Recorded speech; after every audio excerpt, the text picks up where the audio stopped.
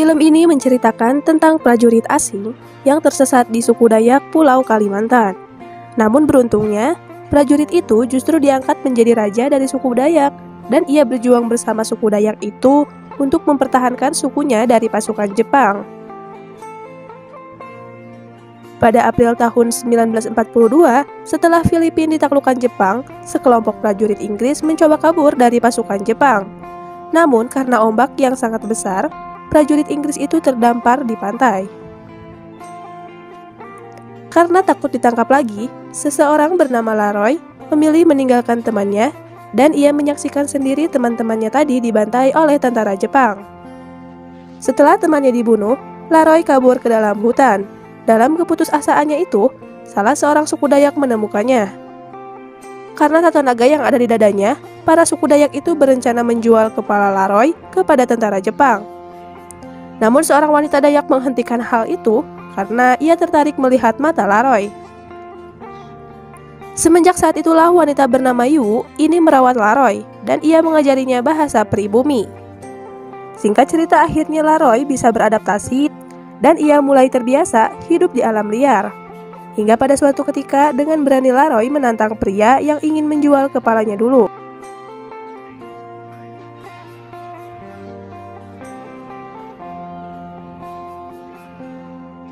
Setelah pertarungan sengit, akhirnya Laroy berhasil memenangkannya. Dan ia pun memberikan penghormatan pada lawannya tersebut. Tak lama kemudian, setelah kejadian tersebut, Laroy memberikan motivasi kepada para suku Dayak tersebut. Pada akhirnya, seluruh suku pribumi itu memberikan kepercayaan pada Laroy. Laroy dan Yu akhirnya resmi menikah dan secara adat, ia berhasil mempersatukan suku pribumi dari 22 rumah betang. Dan ia akhirnya dinobatkan menjadi raja di tempat tersebut. Suatu hari, beberapa pasukan dikirim oleh Inggris untuk membantu suku Dayak berperang melawan Jepang. Setelah pasukan mendarat, mereka pun langsung dikepung oleh suku Dayak. Lalu kemudian mereka langsung dibawa oleh para suku Dayak tersebut masuk ke dalam hutan. Saat mereka tertidur, suku Dayak itu mengikat kedua prajurit dan langsung membawanya ke desa mereka.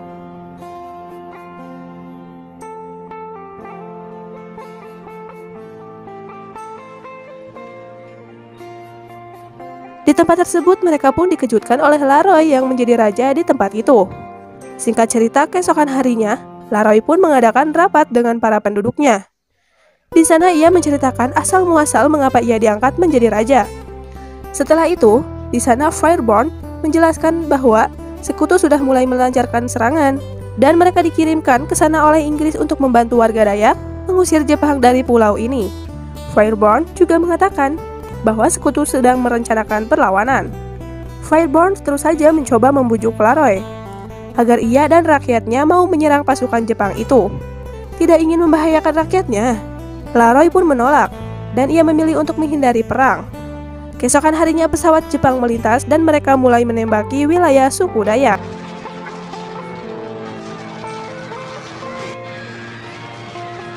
Karena banyak warga yang menjadi korban, akhirnya Laroy meminta perjanjian tertulis dari pasukan sekutu. Di sana, Laroy menginginkan sukunya hidup bebas dan diberikan persenjataan. Akhirnya tak lama kemudian pasukan bantuan dikirim ke wilayah mereka. Para pasukan itu disambut dengan baik oleh suku Dayak. Dan mereka ditugaskan untuk melatih para suku Dayak itu dalam menggunakan senjata. Di sana para suku Dayak mulai diperkenalkan dengan senjata api dan mereka juga langsung dilatih oleh para prajurit profesional.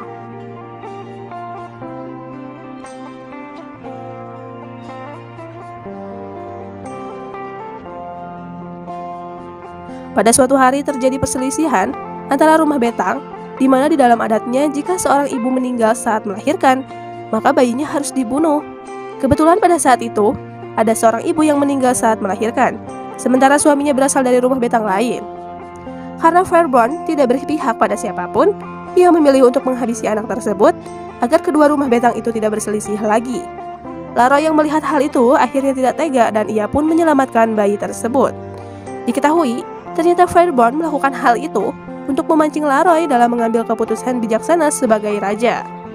Pada malam harinya, salah satu wanita pribumi bersedia untuk menjadi teman tidur salah satu prajurit itu. dan mereka pun pergi bersama. Kemudian pada keesokan harinya lagi, mereka bersiap menyerang Jepang. Terlihat Fireborn yang terkena malaria memaksa dirinya untuk ikut tempur. Dan di tengah pertempuran tersebut, Fireborn yang sakit kabur tanpa arah yang jelas. Sementara yang lain pun cemas. Fireborn kabur hingga sampai ke daerah persawahan, dan Leroy yang ada di sana berusaha menyelamatkannya.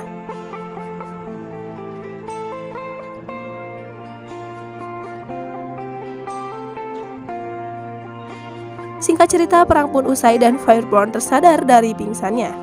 Ia pun mengucapkan terima kasih kepada Leroy karena telah menyelamatkannya. Sebagai ucapan terima kasihnya, Fireborn pun berusaha untuk mengabulkan perjanjian yang sebelumnya diminta oleh Leroy. Sesampainya Fireborn di Morotai, yaitu jajahan Belanda yang pada saat itu bergabung dalam sekutu. Di sana, Fireborn menceritakan tentang perjanjian yang diminta oleh Leroy. Namun mendengar hal itu, atasannya pun tidak menyetujuinya. Dan setelah itu, Fireborn pun mencoba langsung meminta persetujuan dari Jenderal MacArthur. Tanpa diduga, perjanjian tertulis yang diminta Leroy disetujui oleh Jenderal MacArthur. Akhirnya, setelah itu Fireborn pun kembali lagi ke wilayah suku Dayak. Dan sesampainya di sana, Fireborn kini dikejutkan oleh banyaknya pengungsi akibat Jepang yang mulai melakukan penyerangan secara brutal. Pada malam harinya, Leroy mengucapkan terima kasih kepada Fireborn karena ia sudah menepati janjinya untuk membuat perjanjian tertulis itu. Sebagai rasa terima kasih, Leroy pun menunjukkan hal yang disembunyikannya selama ini. Di sana Leroy memperkenalkan Dayak Punan, yaitu suku pribumi yang masih alami dan belum tersentuh dunia luar. Dan ternyata hanya ada satu-satunya akses ke tempat itu agar Dayak Punan aman dari serangan Jepang. Singkat cerita, pasukan Dayak kini siap untuk berperang melawan Jepang. Sementara itu, pasukan Jepang sudah semakin terdesak dan mereka mulai gugur karena penyakit dan kelaparan. Hal itu pun dimanfaatkan oleh Leroy dan pasukannya. Mereka menghabisi pasukan Jepang, kemudian menghancurkan akses transportasi Jepang. Lalu disusul dengan bergerilya untuk mencegah pasukan Jepang itu pun masuk.